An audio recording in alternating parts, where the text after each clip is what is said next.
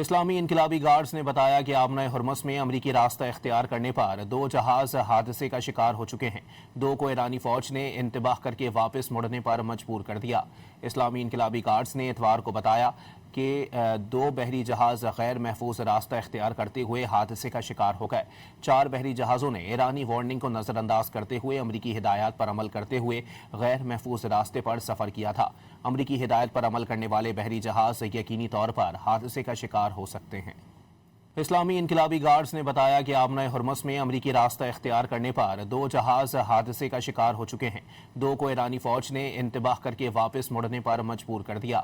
اسلامی انقلابی گارڈز نے اتوار کو بتایا کہ 2 بحری جہاز غیر محفوظ راستہ اختیار کرتے ہوئے حادثے کا شکار ہو گئے۔ 4 بحری جہازوں نے ایرانی وارننگ کو نظر انداز کرتے ہوئے امریکی ہدایات پر عمل کرتے ہوئے غیر محفوظ راستے پر سفر کیا تھا۔ امریکی ہدایت پر عمل کرنے والے بحری جہاز یقینی طور پر حادثے کا شکار ہو سکتے ہیں۔